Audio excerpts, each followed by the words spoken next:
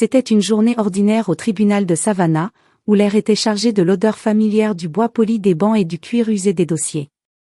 La lumière tamisée, filtrée par les grandes fenêtres ornées de rideaux épais, baignait la salle d'une atmosphère solennelle. La juge Amara Johnson, connue pour son impartialité et sa sagesse, feuilletait les documents d'une nouvelle affaire en ajustant ses lunettes rectangulaires à monture dorée. Sa posture droite et son regard perçant trahissaient une concentration inébranlable, malgré les légers signes de fatigue sur son visage. Autour d'elle, la routine régnait. Les murmures des avocats, penchés sur leurs notes, se mêlaient au bruissement des papiers manipulés avec précaution. Un huissier, debout près de la porte, observait la salle avec une vigilance discrète, tandis qu'un greffier tapotait méthodiquement sur un clavier, enregistrant les détails d'une affaire précédente. De temps en temps, une toux isolée brisait le silence, rappelant la tension sourde qui planait dans cet espace où chaque mot pouvait changer une vie. La salle d'audience, avec ses colonnes imposantes et ses murs ornés de cadres affichant des citations sur la justice, semblait suspendue dans le temps. Pourtant, derrière cette façade de sérénité, une énergie latente semblait vibrer, annonçant que cette journée apparemment ordinaire pourrait bien prendre une tournure inattendue. Mais tout bascula lorsque l'officier annonça le nom de l'accusé. Amara se figea, la plume qu'elle tenait en main restant suspendue au-dessus du papier. Ce nom, prononcé avec neutralité par l'officier, fit jaillir un flot de souvenirs qu'elle croyait à jamais enfouis. Une vague d'émotions contradictoires l'envahit, mêlant surprise, douleur et une pointe de nostalgie qu'elle n'avait pas ressentie depuis des décennies. Elle releva lentement les yeux, son regard quittant les documents pour se poser sur l'homme qui avançait entre deux gardes, ses poignets entravés par des menottes brillantes. Il marchait avec une lenteur presque résignée, chaque pas semblant alourdi par le poids invisible des années. Ses épaules légèrement voûtées trahissaient une vie marquée par des épreuves, et son visage, raviné par la fatigue et les échecs, portait les stigmates d'un passé qu'elle ne pouvait qu'imaginer. Mais ce furent ses yeux qui la frappèrent de plein fouet. Ses yeux. Ils étaient inchangés. Ils brillaient encore d'une intensité familière, une lueur indéfinissable de défi et de mélancolie mêlée. Amara sentit son cœur se serrer. Ses yeux, elle les avait connus autrefois, quand ils appartenaient à un garçon insouciant, riant aux éclats en courant à ses côtés dans les ruelles poussiéreuses de Willow Creek, leur village d'enfance. Elle se revit, une fillette aux tresses serrées, partageant des rêves d'avenir avec ce même regard qui semblait maintenant tant éloigné de l'innocence d'autrefois. Amara cligna des yeux, tentant de refouler les souvenirs qui affluaient, mais ils étaient implacables. Elle se rappelait les étés étouffants où ils exploraient les champs dorés, les jeux qui les faisaient oublier les contraintes de leur petite vie rurale, et les promesses qu'ils s'étaient faites sous le vieux chêne du village. Que s'était-il passé depuis pour transformer cet enfant plein d'espoir en l'homme brisé qui se tenait maintenant devant elle? Le silence dans la salle d'audience semblait s'étirer à l'infini alors qu'Amara luttait pour maîtriser l'avalanche d'émotions qui menaçait de la submerger. Elle inspira profondément, s'efforçant de reprendre contenance. Elle était la juge ici, et non la fillette de Willow Creek. Pourtant, une question lancinante martelait son esprit, comment en était-il arrivé là? Amara et Ézéchiel avaient grandi ensemble, liés par une amitié rare et profonde qui transcende souvent les barrières imposées par la société. Lui, fils d'une famille modeste de fermiers, passait ses journées à aider ses parents dans les champs, ses mains tannées par le soleil et le travail. Elle, fille d'un commerçant respecté du village, vivait dans une maison confortable, entourée de livres et de l'espoir de poursuivre des études. Malgré leurs différences sociales, ils partageaient une connexion unique, forgée dans l'innocence de l'enfance et nourrie par leur soif commune de liberté et de rêve d'un avenir meilleur. Ensemble, ils exploraient les champs dorés qui bordaient leur village, pieds nus dans la terre chaude, éclatant de rire lorsqu'ils se poursuivaient entre les hautes herbes. Les après-midi étaient souvent consacrés aux ruisseaux scintillants, où ils faisaient flotter des bateaux en écorce et imaginaient des aventures lointaines. Sous le grand chêne qui se dressait fièrement au centre des terres, ils échangeaient des secrets, des rêves et des promesses qu'ils croyaient alors inviolables. Ézéchiel rêvait de voyager et de découvrir le monde au-delà des collines de Willow Creek, tandis qu'Amara aspirait à une vie d'apprentissage et d'accomplissement. À leurs yeux d'enfants, tout semblait possible tant qu'ils étaient ensemble.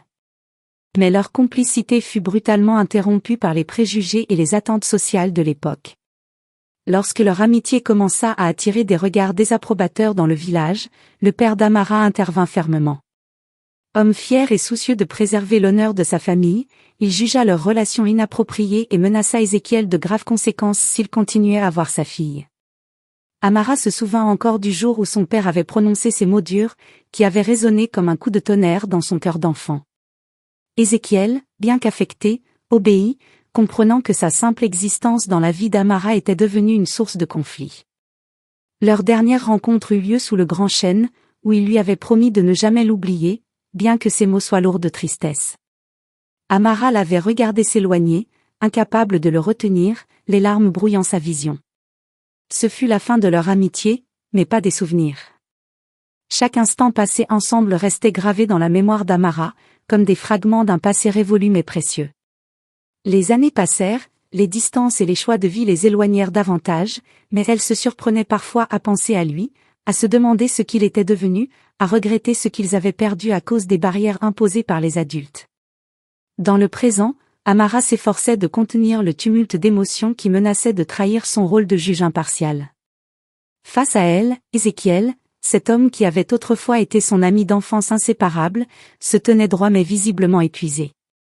Il était accusé de vol aggravé, de possession illégale d'une arme à feu et de résistance à son arrestation, des charges graves qui auraient suffi à briser même les esprits les plus résilients. Pourtant, Ézéchiel proclamait son innocence avec une dignité calme, refusant de céder à la stigmatisation qui pesait sur lui.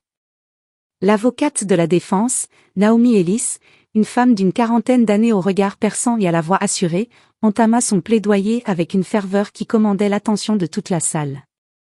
Réputée pour sa capacité à déjouer les pièges les plus sournois des procureurs, Naomi s'attaqua sans relâche à chaque point faible des preuves présentées par l'accusation. Ses arguments étaient précis, méthodiques, mais portés par une indignation palpable. Elle exposait non seulement les lacunes flagrantes de l'enquête, mais aussi le contexte profondément biaisé de l'arrestation. Un moment clé du procès fit basculer la perception de nombreux présents dans la salle.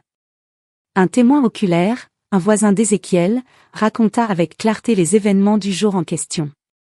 Ézéchiel avait été interpellé alors qu'il courait dans son propre quartier, un sac à la main.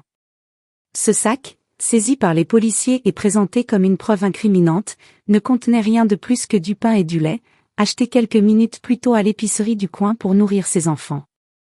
Le témoignage révéla également que l'arrestation avait été menée avec une brutalité disproportionnée, malgré l'absence totale d'indices suggérant un comportement criminel. Naomi mit en lumière une stratégie troublante de l'accusation, tenter de salir la réputation d'Ézéchiel en exhumant une erreur de jeunesse, un vol mineur qu'il avait commis à l'âge de 17 ans. Bien que cette infraction ait été effacée de son casier judiciaire après des années de conduite exemplaire, l'accusation insistait pour établir un lien entre ce passé révolu et les charges actuelles. Naomi dénonça cette tactique comme une tentative désespérée de justifier une arrestation manifestement basée sur des préjugés raciaux et non sur des faits concrets. Amara, bien que profondément troublée par cette affaire et ses implications personnelles, resta impassible, écoutant attentivement chaque argument. Elle savait que son devoir était de rendre un jugement juste, mais elle ne pouvait ignorer la résonance de cette affaire avec les injustices systémiques qu'elle avait souvent observées dans sa carrière. Plus elle écoutait, plus il devenait évident que cette affaire n'était pas seulement celle d'Ézéchiel, elle était un miroir des luttes quotidiennes de tant d'autres. Amara observait en silence, le visage impassible mais l'esprit tourmenté. Le poids de son rôle de juge s'opposait à la tempête d'émotions soulevée par l'histoire qu'elle partageait avec l'accusé. Elle se rappelait l'enfant qu'elle avait connu, celui qui rêvait de liberté et de grandeur, et elle voyait maintenant un homme marqué par des injustices répétées. Pourtant, elle savait que son devoir n'était pas de laisser ses souvenirs guider son jugement, mais de garantir que la vérité et la justice triomphent. Naomi, implacable et déterminée, continuait à démonter pièce par pièce le dossier de l'accusation. Son plaidoyer ne se limitait pas à défendre Ézéchiel, il mettait également en lumière des vérités plus profondes sur les biais raciaux qui gangrenaient le système judiciaire. Elle exposa avec précision comment les policiers, voyant un homme noir courir dans un quartier résidentiel, avaient immédiatement supposé qu'il était coupable. Elle fit remarquer que les preuves physiques étaient inexistantes, que les témoins étaient absents et que l'accusation reposait uniquement sur des suppositions et des préjugés.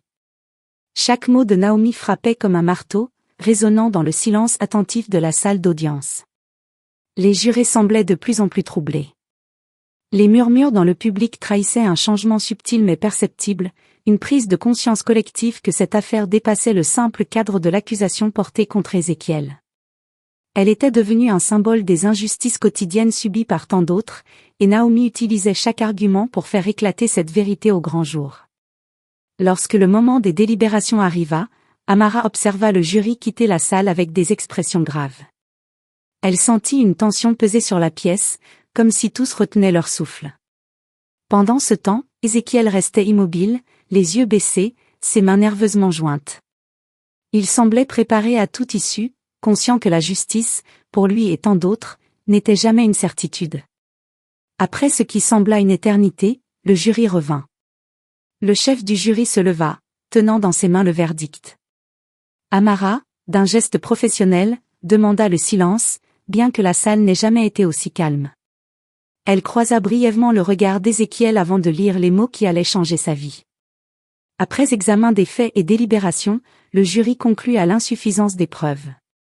L'accusé, Ézéchiel Carter, est acquitté. La salle explosa en un mélange de soupirs de soulagement, d'applaudissements étouffés et de murmures émus.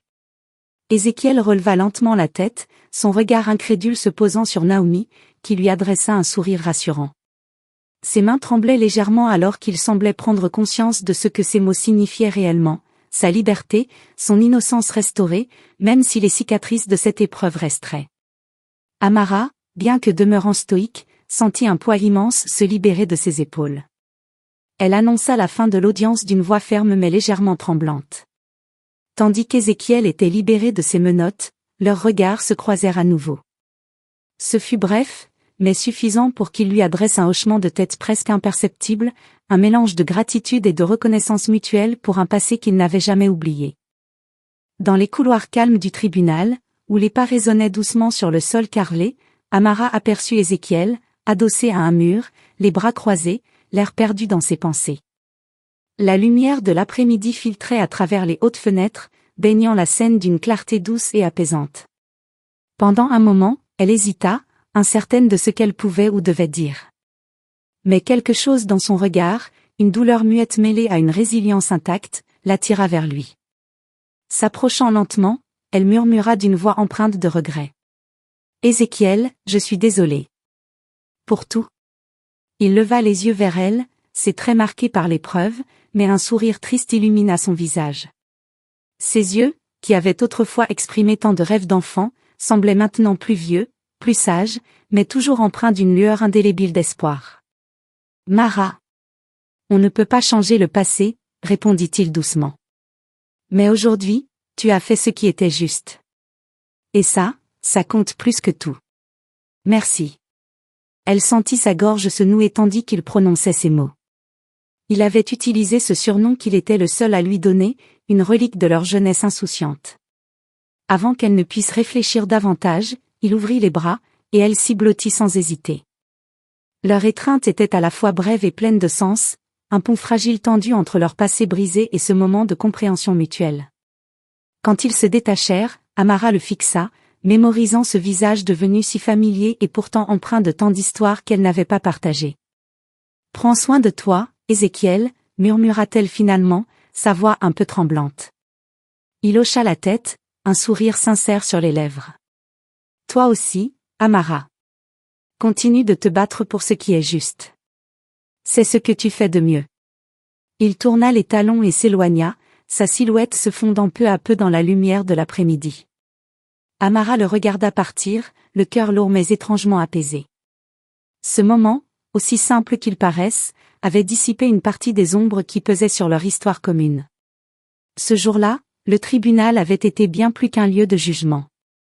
Il avait été un théâtre de réconciliation, un espace où des vérités enfouies avaient trouvé la lumière. Amara sentit une étrange chaleur l'envahir, une certitude que ce procès, cette rencontre, marquerait un tournant non seulement pour Ézéchiel, mais aussi pour elle. Elle resta là un moment, immobile, observant le soleil qui déclinait lentement à travers les grandes vitres, et un léger sourire vint adoucir ses traits. La justice, pensa-t-elle, n'était pas seulement dans les verdicts. Elle vivait aussi dans ces instants de vérité, de pardon et de reconnexion, même au cœur de la douleur.